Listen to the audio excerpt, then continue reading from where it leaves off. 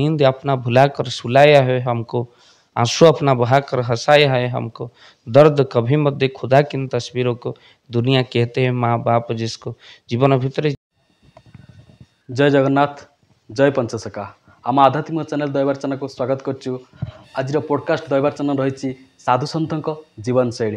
बाबा आपन को स्वागत करचु आम पॉडकास्ट को। अनेक तो चैनल मालिका कथा आम नुआ आज नेलु पॉडकास्ट। बाबा केमती अच्छंती? जय जगन्नाथ। प्रभु कृपार बहुत भल अच्छी, जगन्नाथ कृपा अच्छी। तो भल ये कहबी, भ कहले भगवान, ल कहले लय। जेहेतु प्रभु पाखे लय लगे बाट चलुची तो निश्चिंत भाव में प्रभु कृपार भल निश्चिंत भाव में अच्छी। बाबा आपण सांसारिक जीवन शैली आध्यात्मिक को काहे आपणैले? देखु आध्यात्मिक गोटे एभली शांतिर मार्ग, जो आध्यात्मिक मार्ग में मनीष जीवन बहुत उन्नति होता है। से जीवन सबू तो आनंद ही से स्थान में थाए। मनीष जो आनंद खोजी खोजी पथक्लांत हो जाए, से आध्यात्मिक मार्ग को ही आपणे नहीं था। कहीं आध्यात्मिक मार्ग ही शांतिर मार्ग, तेणु शांतिर मार्ग कहले आध्यात्मिक मार्ग। तेणु आम निश्चिंत भाव में शांतिर मार्ग को ही बाछीचु। आ निश्चिंत बहुत शांति आध्यात्मिक मार्ग में किसी भल केवल कहवा नुहे, कि अन्य मान भल करवा, अन्यर उन्नति चिंता करवा, यह ही प्रकृत आध्यात्मिक मार्ग। आ प्रकृत में जी मनीष धन रोजगार करे, धन अर्जन धर्म करी धर्मे प्राप्त नरहरी, तेणु धन को सदुपयोग करी ईश्वर चिंतन करवा, यह प्रकृत आध्यात्मिक मार्गर आनंद। जो माँ दिने जन्म लालन पालन करथिला, अनेक कहिथिला पुओटी मोर संसार करिवो, मार कौन कर्तव्य रही? निश्चिंत भाव में माँ भली दुनिया भितर किए अच्छे? माँ नामे जो अक्षर दुई ताठ अक्षर जगते ना। माँ हाथरंधा तुच्छा भात थाली लागई से तो अमृत ठुबड़ी। तेणु गुरुदेव कहते उत्तम धर्म नुहे गृह छाड़ीदबा, उत्तम धर्मटे स्वार्थ को तेजिबा। गुरु को मानिबा अर्थ सेवाक्य पालिबा, सेवाक्य न पाली वृथा मुंडिया मारिबा।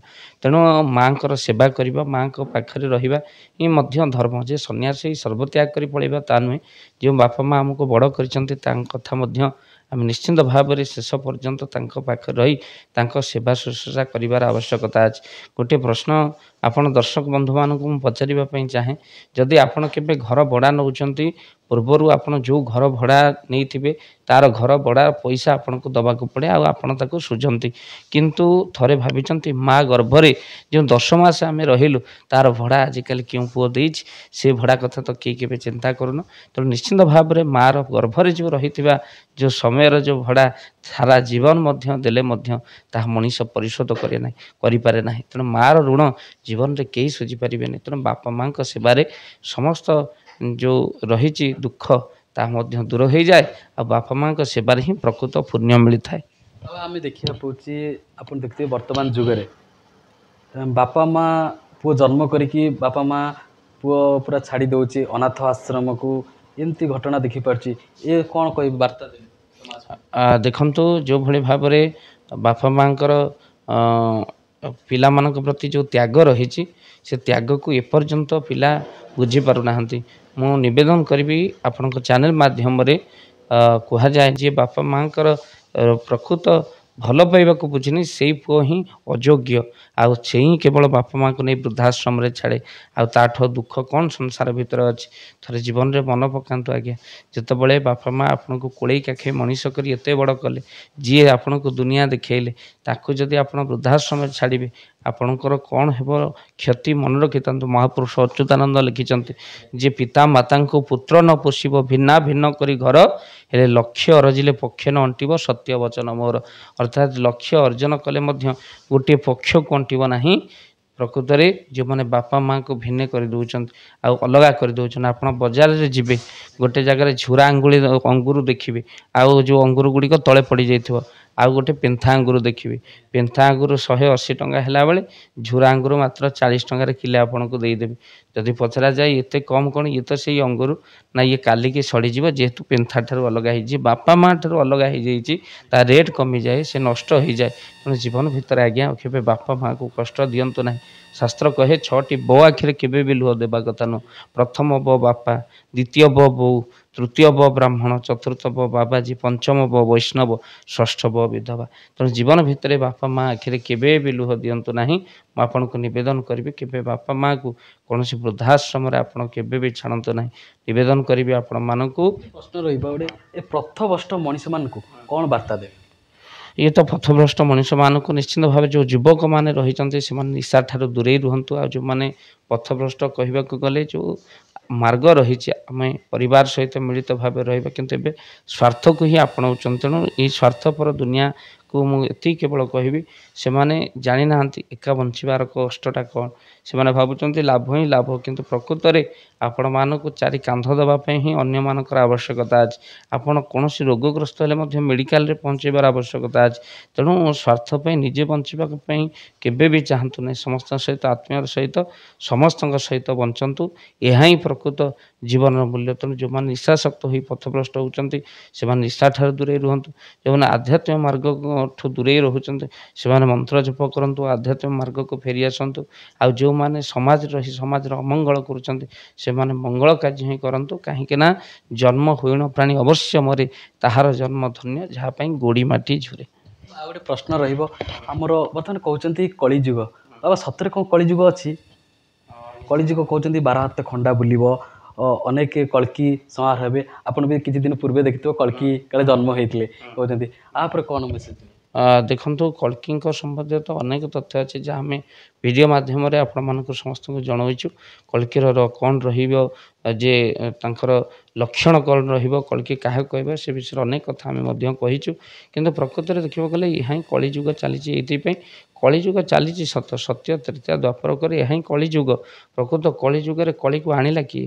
ଯେତେ କଳିକୁ ଆଣିବାର ଦାୟିତ୍ୱ ଆମ ଉପରେ ଯେମିତି ରହିଛି, ପୁଅ ବାପା କଥା ମାନିଲା ନାହିଁ, ସ୍ତ୍ରୀ ସ୍ୱାମୀକୁ ପଚାରିଲାନି, ଆଉ ଯେଉଁଭଳି ଭାବରେ ଗୁରୁଜନମାନଙ୍କୁ ସାନମାନେ ଅସମ୍ମାନ କଲେ, ଘରେ ଘରେ ସ୍ୱାର୍ଥ ପାଇଁ କଳି ଚାଲିଲା। ସେଥିପାଇଁ କଳିଯୁଗ ଆମେ ଆଣିଲେ। ଆମେ ବୋଧହୁଏ ଏ ଫ୍ୟାସନ୍ ଯୁଗରେ ପହଞ୍ଚିକି ଆମେ କଳିକୁ ନିଜେ ହିଁ ଡାକିକି ଆଣି ଛକ ଛକରେ ଛୁରୀ, ଗଳି ଗଳିରେ ଗୁଳି, ଆଉ ମୋଡ଼ ମୋଡ଼ରେ ମୃତ୍ୟୁ ଜୀବନକୁ ଆତଙ୍କିତ କରୁଛି। ତେଣୁ ଜୀବନ ଭିତରେ ଏଇ କଳିଠାରୁ ମଧ୍ୟ ମଣିଷ ଦୂରେଇ ରହିବାର ଆବଶ୍ୟକତା ଅଛି। କଳି ଯୁଗ ଚାଲୁ ଠିକ୍ ଅଛି, କିନ୍ତୁ ଆମେ କଳିଠାରୁ ଦୂରେଇ ରହିବାର ଆବଶ୍ୟକତା ଅଛି। ଆଧ୍ୟାତ୍ମିକ ଜୀବନ ପ୍ରତି ଆଉ କ'ଣ ଭଲ ପାଆନ୍ତି? ଆଧ୍ୟାତ୍ମିକ ଜୀବନ ଛଡ଼ା ମୁଁ ଟିକେ ପ୍ରକୃତରେ ଦେଖିବାକୁ ଗଲେ ଭାରି ଭ୍ରମଣ ପ୍ରିୟ। ସିଏ ତ ଆଧ୍ୟାତ୍ମିକ ସହିତ ଆମ ଜୀବନ ଯୋଡ଼ା, ଆଧ୍ୟାତ୍ମିକ ଛାଡ଼ିକି ଆମେ ଅଲଗା କେବେ ହେଇପାରିବୁ ନାହିଁ। ତେଣୁ ଆଧ୍ୟାତ୍ମିକ ଛାଡ଼ିଲେ କିଛି ବାଟ ନାହିଁ। ତେଣୁ ଆଧ୍ୟାତ୍ମିକ ସହିତ ମୋର ଭ୍ରମଣ ପ୍ରିୟ। ଚାରିଆଡ଼େ ଟିକେ ତୀର୍ଥକ୍ଷେତ୍ରକୁ ବୁଲିବାକୁ ଯାଏ। ଆଉ ଯେତେବେଳେ ଫାଙ୍କା ଥାଏ ରୋଗୀ ସେବା ମଧ୍ୟ, କେତେବେଳେ କଟକ ମେଡ଼ିକାଲ ତ କେତେବେଳେ ଏମ୍ସ, ଏଇଭଳି ଭାବେ ରୋଗୀ ସେବା କରିବାକୁ ମଧ୍ୟ ବହୁତ ଭଲ ପାଏ। କାହିଁକି ନିଜେ ଗୋଟେ ଆମ୍ବୁଲାନ୍ସ ଆମେ କରିଛୁ, ଯେଉଁ ଆମ୍ବୁଲାନ୍ସରେ ମାଗଣା ସ୍ୱାସ୍ଥ୍ୟ ସେବା ମଧ୍ୟ ଦିଆଯାଏ। ରୋଗୀକି ନେଇ ମେଡ଼ିକାଲ ପହଞ୍ଚାଇବା, ଏ ଆଧ୍ୟାତ୍ମିକରେ ମଧ୍ୟ ଏଇ ମାର୍ଗ ମଧ୍ୟ ଅଛି। ତେଣୁ ଏହା ହିଁ ଗୋଟିଏ ବହୁତ ଆନନ୍ଦ ଦିଏ। ଯେତେବେଳେ କେବେ ଗରିବ ଦୁଃଖୀମାନଙ୍କ ଓଠରେ ହସ ମୁଁ ଦେଖେ, ଭାବେ ଯେମିତି ତା ହସକୁ ମୁଁ କିଣି ନେଇ ଆସିଲି। ଆଉ ପ୍ରକୃତ ଏହା ହିଁ ମୋତେ ସବୁଠୁ ଭଲ ଲାଗେ। ବାବା ଆପଣଙ୍କ ରୋଜଗାର ପନ୍ଥା କ'ଣ ରହୁଛି? ଆମେ ତ ଅନେକ ଆମେ କହିଲେ ଆପଣ ଯେମିତି ସେବା କରୁଛନ୍ତି, କ'ଣ ରୋଜଗାର ପନ୍ଥା ରହୁଛି? ଦେଖନ୍ତୁ ଯଦି ଆମେ ଦେଖିବା ରୋଜଗାର ପନ୍ଥା କଲେ, ରାତିରେ ମୁଁ ଗୀତା ଭାଗବତ ରାମାୟଣର ପ୍ରବଚନ କରେ। ଆଉ ଯେତେବେଳେ ରାମାୟଣ ପ୍ରବଚନ କରେ ଅନୁଷ୍ଠାନ ମାନେ ସବୁ ଦକ୍ଷିଣା ପ୍ରଦାନ କରନ୍ତି, ସେ ହିଁ ଆମର ରୋଜଗାର। ବିଭିନ୍ନ ଚ୍ୟାନେଲ୍ ମାଧ୍ୟମରେ ଆମେ ମଧ୍ୟ ପ୍ରଭୁଙ୍କର କଥା କହୁ। ତେଣୁ ସେ ଚ୍ୟାନେଲ୍ ମାଧ୍ୟମରେ ସ୍ୱଳ୍ପ ଆମର ମଧ୍ୟ ନିଜସ୍ୱ ଗୋଟେ ଚ୍ୟାନେଲ୍ ଅଛି ଯାହାର ନାମ ହେଉଛି ଭାବ ଦିବାକର। ସେ ଭାବ ଦିବାକର ଚ୍ୟାନେଲ୍ ମାଧ୍ୟମରେ ମଧ୍ୟ କିଛି ଅର୍ଥ ୟୁଟ୍ୟୁବ୍ ମାଧ୍ୟମରେ ମଧ୍ୟ ଆସେ। ଆଉ ଯାହାକି ଆମେ କେବଳ ନିଜ ଖର୍ଚ୍ଚରେ ହିଁ ଲଗାଉ ନାହିଁ, ଆମ୍ବୁଲାନ୍ସ ସେବା ମଧ୍ୟ ଅଛି। ତା ସହିତ ମଧ୍ୟ କିଛି ସେବା, ଗରିବ ଗୁରୁବା କେଉଁ ପିଲା ପାଠ ପଢ଼ି ପାରୁନି, କେଉଁ ପିଲା ସିଏ କ'ଣ ନା ବାପା ମା ନାହାନ୍ତି, ଆଉ ତାର ଆବଶ୍ୟକ ହେଉଛି ଚାକିରି କ୍ଷେତ୍ରରେ କିଛି ଅର୍ଥ ଦରକାର, ଫର୍ମ ଫିଲ୍ଅପ୍ କରିପାରୁନି, ଫର୍ମ ପାଇଁ ନିବା ପାଇଁ ପଇସା ନାହିଁ, ତାକୁ ମଧ୍ୟ ସେବା ଯୋଗାଇ ଦିଆଯାଏ। ତା ସହିତ କେଉଁଠି କିଏ ଅନ୍ଧାରରେ ମରୁଛି, ଘର ପଡ଼ି, ଯେତିକି ଆମେ ପାରିବୁ, ଯେ ସବୁ ଆମେ ଓଡ଼ିଶା କଭର କରୁଛୁ ତା ନୁହେଁ, ଯେତିକି ଆମ ଜଗତସିଂହପୁର ଜିଲ୍ଲାରେ ଏକଥା ଘରେ ଘରେ ସମସ୍ତେ ଜାଣିଛନ୍ତି। ଯେ ଅନେକ ମଧ୍ୟ ଈର୍ଷାରେ କହନ୍ତି ବାବା ଦାନ ଆଣୁଛନ୍ତି ସେଥିପାଇଁ ଦାନ ଦେଉଛନ୍ତି, ଆଉ ସେଥିରେ କ'ଣ ଅଛି। କିନ୍ତୁ କିଛି ନାହିଁ, ଜୀବନ ସମସ୍ତ ମଣିଷ କେବଳ ଦାନ ଆଣିକି ଦାନ ଦେବା ନୁହଁ, ପ୍ରକୃତରେ ମଧ୍ୟ ଆମେ ଯେତିକି ରୋଜଗାର ଯେ ଆମେ ଏକା ଖାଇଲେ ଆମେ ଏହା ଆମର ବିକୃତି। ଯଦି ସମସ୍ତଙ୍କୁ ଖାଇବାକୁ ଦେବା, ସମସ୍ତଙ୍କ ମୁଖରେ ହସ ଫୁଟେଇବା, ଏହା ହିଁ ଆମର ସଂସ୍କୃତି। ବର୍ତ୍ତମାନ ଯେଉଁ ଯୁଗରେ ଦେଖିବେ ବାବାମାନଙ୍କର ଅଧିକ ପ୍ରାଦୁର୍ଭାବ ବଢ଼ିବାରେ ଲାଗିଲେ। ଅନେକ ଜାଣିଥିବେ, ଅନେକ ବାବା କିଏ ଦେଖ ଭଣ୍ଡ ଭଣ୍ଡ କହୁଛନ୍ତି, ଅନେକ ବହୁତ ଚର୍ଚ୍ଚା ବି ହେଉଛି। ଆ ଉପରେ କ'ଣ କହିବେ? ଦେଖନ୍ତୁ ବାବା କେବେ ଭଣ୍ଡ ନୁହେଁ, ଭଣ୍ଡ କେବେ ବାବା ନୁହେଁ। ବାବା ଶବ୍ଦ ଗୋଟେ ସ୍ୱତନ୍ତ୍ର। ବାବା ଶବ୍ଦ ମାତ୍ରକେ ଆପଣଙ୍କ ହାତ ଆପେ ଆପେ ଯୋଡ଼ି ହେଇଯିବ। କାହିଁକି ନା ସାଧୁ ସନ୍ଥମାନଙ୍କୁ ଲୋକମାନେ ଶ୍ରଦ୍ଧାର ସହିତ ବାବା ବୋଲି ଡାକନ୍ତି। ପୁଣି ବାବା କହିଲେ, ବା କହିଲେ ବାୟୁ, ବା କହିଲେ ବାଜି। ଯିଏ ଚ୍ୟାଲେଞ୍ଜ କରି ବାଜି ରୂପୀ ବାୟୁକୁ ଘୋଡ଼ା ରୂପୀ ମନ ସବୁବେଳେ ଘୋଡ଼ା ଭଳି ଯାଏ। ତେଣୁ ତାକୁ ଯିଏ ଚ୍ୟାଲେଞ୍ଜ କରି ରୋକିଦେଇଛି ସେ ହେଉଛି ପ୍ରକୃତ ବାବାଜୀ। ବୟସ ଯୌବନ ଆପଣଙ୍କୁ ଟାଣିବ ସାଙ୍ଗମାଳକୁ, ମଦ୍ୟପାନକୁ, ନାରୀମାନଙ୍କ ଆଡ଼କୁ, ତାକୁ ଯିଏ ଚ୍ୟାଲେଞ୍ଜ କରି ରୋକିଦେଲା ନା ଇଏ ଆମର ଗତି ନୁହେଁ, ଏହା ମୁକ୍ତି ନୁହେଁ। ତେଣୁ ସେଥିପାଇଁ ଯିଏ ଚ୍ୟାଲେଞ୍ଜ କରି ରୋକିଦେଲା ସେ ହେଉଛି ବାବାଜୀ। ଆଉ ପ୍ରକୃତରେ ମୋ ଗୁରୁଦେବ ପ୍ରେମାଚାର୍ଯ୍ୟ ବାବା ମଧୁସୂଦନ ଲେଖିଛନ୍ତି ସହଜ ନୁହେଁ ବାବାଜୀ ହେବା। ତେଣୁ ସହଜ କେବେ ବାବାଜୀ ହେବା ନୁହେଁ। କେତେ ଜନ୍ମର ସୁକୃତ, କେତେ ଜନ୍ମର ପୁଣ୍ୟ ହେଲେ ଜଣେ ସାଧୁ ହୁଏ। ତେଣୁ ସାଧୁ କେବେ ଭଣ୍ଡ ନୁହେଁ, ଭଣ୍ଡ କେବେ ସାଧୁ ନୁହେଁ। ଲୋକମାନେ କିଛି ଭଣ୍ଡମାନଙ୍କୁ ଦେଖି ସାଧୁମାନଙ୍କୁ ନିନ୍ଦା କରୁଛନ୍ତି। ଜମା ବି ସେମିତି ସାଧୁ ନିନ୍ଦା କରନ୍ତୁ ନାହିଁ। ସାଧୁ ନିନ୍ଦା ବଂଶନାଶ ହୋଇଛି। ଯିଏ ଯାହା କରିବ ସେ ତା ପାଇବ। ଆମେ କ'ଣ ତା ବିଷୟରେ ଜାଣିଛେ ଯେ କହିବା? ତେଣୁ ଆମେ ପ୍ରକୃତରେ ଆମେ ଅନ୍ୟ ବିଷୟରେ କହିବା, ଅନ୍ୟ ବିଷୟରେ ଚିନ୍ତା କରିବା ଅପେକ୍ଷା ନିଜ ଚିନ୍ତା ନିଜେ କରିବା ସବୁଠୁ ଭଲ। କିନ୍ତୁ କଳିଯୁଗ ଭିତରେ କିଛି ଭଣ୍ଡମାନଙ୍କୁ ଦେଖି ଲୋକମାନଙ୍କ ବିଶ୍ୱାସ ତୁଟି ଯାଉଛି। ଆଜି ରାଷ୍ଟ୍ର, କାଲି ଅନ୍ତରାଷ୍ଟ୍ର, ତାପରେ ଦେଖିଲାକୁ ବାବାଜୀ ଆରେଷ୍ଟ। ତେଣୁ ସେଥିପାଇଁ ଲୋକମାନଙ୍କର ଶ୍ରଦ୍ଧା ତୁଟି ଯାଉଛି। ତେଣୁ ସାଧୁ ହେବା ବଡ଼ କଥା ନୁହଁ, ସାଧୁତା ଭିତରେ ପରିପୂର୍ଣ୍ଣ ହେବା ମଧ୍ୟ ଦରକାର। ସାଧୁ ଅନ୍ୟର ଉପକାର ତୁମକୁ ଦେଖିଲେ ଯେମିତି ଅନ୍ୟମାନେ ଆନନ୍ଦିତ ହେବେ, ତୁମର କର୍ମ ଅନ୍ୟକୁ ପ୍ରଭାବିତ କରିବ। ସେଥିପାଇଁ ସନ୍ଥମାନେ କହନ୍ତି ପାନି ମେ ପଥର ମତ ମାରୋ, କୋଇ ପିତା ହୋଗା ଜିନ୍ଦଗି ଏସେ ଜିଓ, ଆପକୁ ଦେଖ କର କୋଇ ଜିତା ହୋଗା। ଯେତେବେଳେ କେହି ଜଣେ କୁହନ୍ତି ଦିବାକର ବାବା ଆପଣଙ୍କୁ ଦେଖି ମୁଁ ଆମିଷ ଛାଡ଼ି ଦେଇଛି, ଆପଣଙ୍କ କଥା ଶୁଣି ଶୁଣି ମୁଁ ମଦ୍ୟପାନ କରୁଥିଲି, ଦିନରେ ବୁଡ଼ିଛି। ଅନେକ ଉଦାହରଣ ମୁଁ ଦେଇପାରିବି। ଢେଙ୍କାନାଳ ଠାରୁ ଆରମ୍ଭ କରି ଅନୁଗୁଳ ପର୍ଯ୍ୟନ୍ତ, ବରଗଡ଼ ଠାରୁ ଆରମ୍ଭ କରି ସମ୍ବଲପୁର ପର୍ଯ୍ୟନ୍ତ ସେମାନେ ଫୋନ୍ କଲ୍ କରନ୍ତି, ବାବା ଆପଣଙ୍କ କଥା ଦ୍ୱିପଦରେ ମୋ ଜୀବନ ଭିତରେ ଆମିଷ ଛାଡ଼ି ଦେଇଛି, ମଦ୍ୟପାନ କରୁଥିଲି। ଆପଣ ଦେଖୁନାହାନ୍ତି ଏବେ ଆମିଷର ଅବସ୍ଥା କ'ଣ ହେଲା। ମହାପୁରୁଷ ଲେଖିଲେ ସମସ୍ତେ ହୋଇବେ ଯବନ ବେଶ, କହେ ଅଚ୍ୟୁତ କରିବ କିସ। ସବୁ ଯବନ ଭଳି ହେବେ। ଅର୍ଥାତ୍ ଯବନମାନେ କ'ଣ କରନ୍ତି ନା ଲୁଙ୍ଗି ପିନ୍ଧନ୍ତି, ଲୁଙ୍ଗି ପିନ୍ଧା ହେବ ସାର, କୁକୁଡ଼ା ଅଣ୍ଡାରେ ଯେ କାରବାର, ଯାଇ ଫୁଲ। ସେ ଭଲକୁ ଭାବିବେ ଭଲ, ଯାହାକୁ ଭଲ କଥା କହିବ ସିଏ ଭଲ ବୋଲି ଭାବିବ। କେବଳ ଯବନ ବେଶ ନୁହଁ, ଯବନର ଖାଦ୍ୟ ମଧ୍ୟ ଆମେ ଗ୍ରହଣ କଲେ। ନିକଟରେ ଆପଣ ଦେଖିବେ ହୋଟେଲ ମାନଙ୍କରେ କିଭଳି ଭାବରେ ଯେଉଁ ଗୋ ମାଂସ ବାହାରିଥିଲା, ଏ ଆଜି ଚର୍ଚ୍ଚାର ବିଷୟ। ତେଣୁ କାହିଁକି ଜୀବ ହତ୍ୟା କରି ଆମେ ଭୋଜନ କରିବା? କିଏ କହିପାରେ? ଯେଉଁମାନେ ମାଂସ, ଛେଳି ମାଂସ ଖାଇଛନ୍ତି ସେମାନେ ଅଜାଣତରେ ମଧ୍ୟ ଗୋ ମାଂସ ଖାଇଛନ୍ତି। ତେଣୁ ତୁରନ୍ତ ଏହାର ପ୍ରାୟଶ୍ଚିତ ମହାପ୍ରଭୁ ଜଗନ୍ନାଥଙ୍କ ପାଖରେ କରି, ତାର ପ୍ରାୟଶ୍ଚିତ କ'ଣ ନା ସାରା ଜୀବନ ଶାକାହାରୀ ହୋଇ ବଞ୍ଚନ୍ତୁ, ଜୀବ ହତ୍ୟା କରନ୍ତୁ ନାହିଁ। ଆମ ଧର୍ମକୁ ନଷ୍ଟ କରି ଜୀବନ କହିଲେ କ'ଣ ବୁଝନ୍ତି? ଦେଖନ୍ତୁ ସେ କଥା ଆମେ କହିବା। ଧର୍ମକୁ ନଷ୍ଟ କରିବା ପାଇଁ ଆମର କେତେ ବଡ଼ ଷଡ଼ଯନ୍ତ୍ର ଚାଲିଥିଲା ଯେ ସଣ୍ଡେ ହୋଇଆର ମଣ୍ଡେ ରୋଜ ଖାଉ ଅଣ୍ଡେ। ଆମେ କାହିଁକି ସବୁବେଳେ ଅଣ୍ଡା ଖାଇବା? ତେଣୁ ଛୋड़ ଦେତେ हैं वही खाने, जिस थाली में एक बाल है क्यों खाते वो अंडे, जिस अंडे में के माँ का लाल है। ଜୀବନର କଥା ଯେଉଁ କହିଲେ, ଜୀବନ କହିଲେ କ'ଣ ବୋଲେ ଯେଉଁଟା ଆନନ୍ଦମୟ ଭଗବାନ ଦେଇଛନ୍ତି ଯେଉଁ ଶରୀର, ଅର୍ଥାତ୍ ତାହିଁ ଜୀବନ। ପ୍ରକୃତରେ ବଞ୍ଚିବାର କଳା ହେଉଛି ଜୀବନ। ଆଉ ଭକ୍ତବନ୍ଧୁ ସମସ୍ତେ ବଞ୍ଚନ୍ତୁ, ଆଉ ଅନ୍ୟକୁ ବଞ୍ଚାନ୍ତୁ, ଅନ୍ୟର ଦୁଃଖରେ ସହଭାଗୀ ହୁଅନ୍ତୁ, ଏହା ହିଁ ପ୍ରକୃତ ଜୀବନ। ଜଣେ ସାଂସାରିକକୁ କ'ଣ ବାର୍ତ୍ତା ଦେବା? ଦେଖନ୍ତୁ ଗୃହସ୍ଥ ଯେଉଁମାନେ ଅଛନ୍ତି ଗୃହରେ ସଂସାର କରିଛନ୍ତି, ସେମାନଙ୍କୁ ମଧ୍ୟ ସେମାନେ ଏବେ ଦାମ୍ପତ୍ୟ ଜୀବନ ନଷ୍ଟ ହୋଇଗଲାଣି। ପରସ୍ପର କଳହ ଭିତରେ ବହୁ ପତ୍ନୀ ମଧ୍ୟ ଗ୍ରହଣ କରୁଛନ୍ତି ଲୋକମାନେ, ଯାହା ଆଜି ମିଡ଼ିଆ ଭିତରେ ଚର୍ଚ୍ଚା। ତ ଭକ୍ତବନ୍ଧୁ ସେମାନେ ଏକ ପତ୍ନୀବ୍ରତା ହୁଅନ୍ତୁ, ତା ସହିତ ମଧ୍ୟ ନିଜର ଗୃହସ୍ଥ ପାଇଁ ଦାୟିତ୍ୱବୋଧ ହୁଅନ୍ତୁ। ଫ୍ୟାମିଲି କହିଲେ କେବଳ ନିଜେ, ନିଜ ସ୍ତ୍ରୀ ଆଉ ପିଲାକୁ ନେଇକି ଫ୍ୟାମିଲି କୁହନ୍ତୁ ନାହିଁ, ବାପା ମାଆଙ୍କୁ ଅନ୍ତର୍ଭୁକ୍ତ କରନ୍ତୁ। ବାପା ମାଆ ହେଉଛନ୍ତି ସବୁଠୁ ବଡ଼ ଦେବତା। ତା ସହିତ ଆପଣମାନେ ପରିବାର ସହିତ ରୁହନ୍ତୁ, ଆଉ ମାନବ ହେଇକି ନୁହେଁ, ବରଂ ଆପଣଙ୍କ ଭିତରେ ମାନବିକତା ବଞ୍ଚି ରହୁ। ଏତିକି କେବଳ ଗୋଟେ ସାଂସାରିକ ଜୀବନ ଭିତରେ ଏତିକି ଆପଣଙ୍କୁ ମୁଁ ନିବେଦନ କରିବି, ଏତିକି ମାନିବା ପାଇଁ। ବର୍ତ୍ତମାନ ବାବାମାନେ ଦେଖୁଥିବା ନାରୀମାନେ ଅନେକ ସଂସାର ଫସାର ଛାଡ଼ି ପୁରା ପ୍ରାଦୁର୍ଭାବ ବହୁତ ବଢ଼ିବାରେ ଲାଗିଲାଣି। ଆ ଉପରେ କ'ଣ କହିବେ? ଦେଖନ୍ତୁ ଯାହା ଆପଣ କହିଲେ, ଯେଉଁ ପ୍ରାଦୁର୍ଭାବ କହିଲେ ଅଶ୍ଳୀଳତା, ଆଉ ଅଶ୍ଳୀଳତାକୁ ନେଇ ଏବେ ତ ମୁଁ ବହୁ ଜାଗାରେ କହିଛି। ମହାପୁରୁଷ ଅଚ୍ୟୁତ ମଧ୍ୟ ଲେଖିଥିଲେ, କହିଲେ ସମୟ ବି ଏମିତି ଆସିବ, କଳିଯୁଗର ଘୋର ପ୍ରଭାବ ପଡ଼ିବ, ଯାହାଦ୍ୱାରା ବଜାରରେ ବୁଲିବେ ନାରୀ କେଶ ଫିଟାଇ, ବସନ ପିନ୍ଧିବେ ପୁଣି ନାଭି ଦେଖାଇ, ଗୁରୁଜନ ସେ ମାନିବେ ନାହିଁ, ଉତ୍ତର ଦେବେଟି ମୁହଁରେ ଯାଇ। ଏବେ ଅଧା ଫୁଙ୍ଗୁଳା ହେଉଛି ଫ୍ୟାସନ୍ ଚର୍ଚ୍ଚାରେ ସେଇ ବିଷୟ। ତେଣୁ ଲୋକ ସେଇଠି ଚାହୁଁଛନ୍ତି, ସମସ୍ତେ କାନ୍ଦୁଛନ୍ତି ସତ, କିନ୍ତୁ କାହା ଆଖିରୁ ପ୍ରକୃତରେ ଲୁହ ଗଡ଼ୁନାହିଁ। ଯଦି ଚାହାନ୍ତେ ସମସ୍ତେ ଅଶ୍ଳୀଳତାକୁ ବିରୋଧ କରନ୍ତେ, ଅନୁଷ୍ଠାନ ହିଁ ବିରୋଧ କରନ୍ତି, ଲୋକମାନେ ଯେଉଁଠି ଅଶ୍ଳୀଳ ହେବ ସେଠି ବିଲକୁଲ ଯିବେ ନାହିଁ। ଟିକେଟ୍ ବିକ୍ରି ନହେଲେ ଅଶ୍ଳୀଳତାକୁ କିଏ ପ୍ରଶ୍ରୟ ଦେବେ? କିନ୍ତୁ ଯେଉଁଠି ଉଲଗ୍ନ ନୃତ୍ୟ ହେଉଛି ସେଠି ହଜାର ହଜାର ଲୋକଙ୍କ ଟିକେଟ୍ ସଂଖ୍ୟା ବିକ୍ରି ହେଉଛି। ତେଣୁ ନିଶ୍ଚିତ ଭାବରେ ସେମାନେ ଯେଉଁମାନେ ଲଙ୍ଗଳା ହେଉଛନ୍ତି ସେମାନେ ପଇସା ଦୁଇ ପଇସା ପାଉଛନ୍ତି, ଅନୁଷ୍ଠାନ ପଇସା ପାଉଛନ୍ତି। ଏପଟେ ମଧ୍ୟ ଯେଉଁ କିଛି ନଷ୍ଟ ଚରିତ୍ର ପୁରୁଷ ମଧ୍ୟ ଆସିକି ଟିକେଟ୍ ଖର୍ଚ୍ଚ କରି ସେ ଉଲଗ୍ନକୁ ତାକୁ ଦେଖୁଛନ୍ତି, ସେମାନେ ତେଣୁ ସମସ୍ତେ କାନ୍ଦୁଛନ୍ତି। ଏହାର ବିରୋଧ ହେବା ଆବଶ୍ୟକ, ଏହାର ଜନ ଆନ୍ଦୋଳନ ହେବା ଦରକାର। ଆରେ ତମ ଘରେ ବି ଝିଅ ଅଛନ୍ତି, ତମ ଘରେ ବି ମା ଅଛନ୍ତି, ତେଣୁ ତମେ ନିଶ୍ଚିନ୍ତ ଭାବରେ ଏ କଥାକୁ ମାନିବାର ଆବଶ୍ୟକତା। ମୁଁ ଯଦି କୌଣସି ଝିଅକୁ ଖରାପ ନଜରରେ ଅନାଏ, ମୋ ଘରେ ବି ମା ଭଉଣୀ ଅଛନ୍ତି, ହୁଏତ ତାଙ୍କୁ କେହି ଖରାପ ନଜର ଅନଉଥିବ। ତ ସେଥିପାଇଁ ଦୃଷ୍ଟି ନୁହେଁ, ଦୃଷ୍ଟିକୋଣ ବଦଳିବା ଦରକାର। ନିଜ ଜୀବନକୁ କିଭଳି ଗଢ଼ିବାର ଉଚିତ? ଦେଖନ୍ତୁ, ଜୀବନ ଗଢ଼ିବା ପାଇଁ ତ ଅନେକ ସମୟ ପଳେଇବ, କିନ୍ତୁ ଜୀବନ ଗଢ଼ିବା ବଡ଼ କଷ୍ଟକର ହୋଇଯାଏ। ଜୀବନ ଏଇଭଳି ଭାବରେ ଗଢ଼ନ୍ତୁ, ଶାନ୍ତି ସୌମ୍ୟ ପ୍ରେମ ଅର୍ଥାତ୍ ସେଇ ଭାବ ରହିବା ଦରକାର ଭିତରେ, ଯେ ଜୀବନ ମୋ ଜୀବନକୁ ଦେଖି ବା ମୋତେ ଦେଖି ଅନ୍ୟମାନେ କିଛି ପ୍ରେରଣା ପାଆନ୍ତୁ।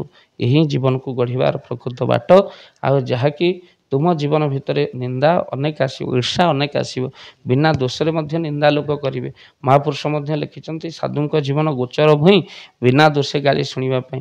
କିନ୍ତୁ ତାହିଁ ଜୀବନ ଗଢ଼ିବାର ପ୍ରକୃତ ବାଟ ହେଉଛି ଯେ ତୁମେ ଏମିତି ଜାଗା ମାନେ କଥା କୁହ, ଅର୍ଥାତ୍ ଏମିତି ଜାଗାରେ ବସ କେହି କହିବେନି ଉଠୁ ବୋଲି, ଏମିତି କଥା କୁହ କେହି କହିବେନି ଝୁଠୁ ବୋଲି। ତେଣୁ ସେଇଭଳି ଦିଗରେ ଏମିତି କିଛି କର୍ମ କରିବାନି ରାତିର ଅନ୍ଧାରରେ ମୁହଁ ଲୁଚେଇ ବୁଲିବାକୁ ପଡ଼ିବ ଦିନର ଆଲୁଅରେ, ଏମିତି କର୍ମ କରିବାନି ଦିନର ଆଲୁଅରେ ନିଧନ ଆସିବ ରାତିର ଅନ୍ଧାରେ। ଏହା ହିଁ ଜୀବନ ବହୁତ କିନ୍ତୁ କଷ୍ଟଦାୟକ ଥାଏ। ଅନେକ ସମୟରେ ଅନେକ ସମସ୍ୟା ପଡ଼ିଥାଏ, ଅନେକ କାର୍ଯ୍ୟରେ ମାନେ ପାଦ ଦଉ ସବୁ କ୍ଷେତ୍ରରେ ସମସ୍ୟା ଥାଏ।